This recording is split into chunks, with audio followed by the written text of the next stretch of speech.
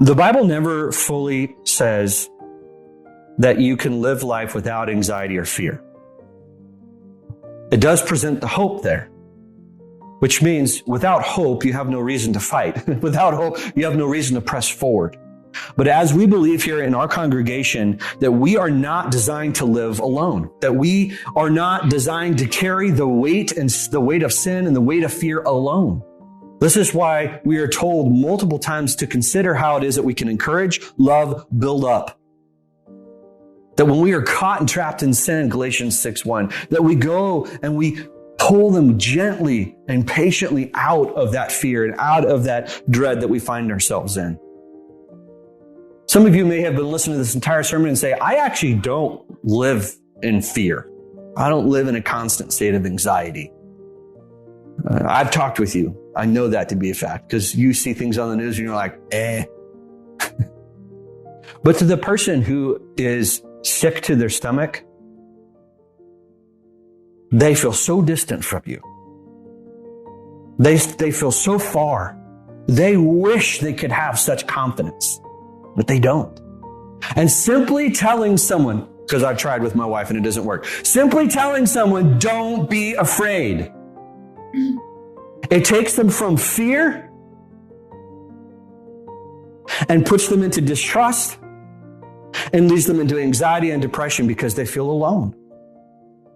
But if we walk up to somebody and says, your Father loves you, He cares for you, He has a hope and a future for you, and I know you may not be able to get out of this anxiety, but you don't have to be in it alone. As long as you are afraid, I will be here to love and care for you. That's what Paul says. Be patient, be gentle, be kind with one another. So if you're here, if you're listening, and you can feel the utter pain gripping you from fear, the hope that I offer you is that, one, your Father knows this to be true. Absolutely knows this.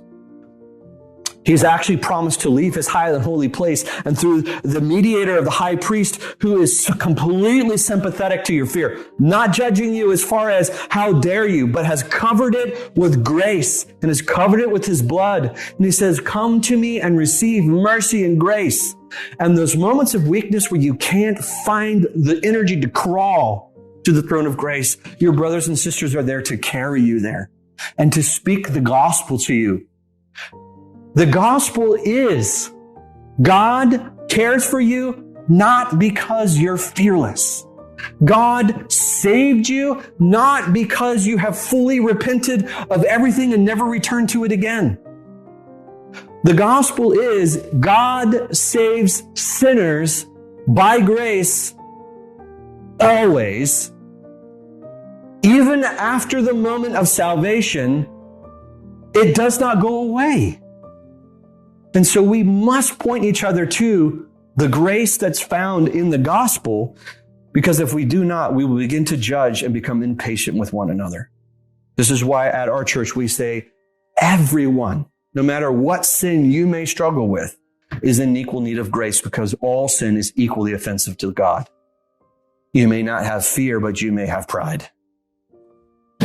You may not have fear, but you may be impatient or arrogant or lazy. We all have our struggles. And it is where we find comfort, which is in Christ.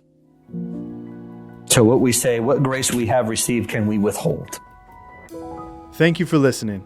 Today's reminder is from John Moffitt, pastor of Grace Reformed Church in Spring Hill, Tennessee. Everyday Grace is a listener-supported podcast.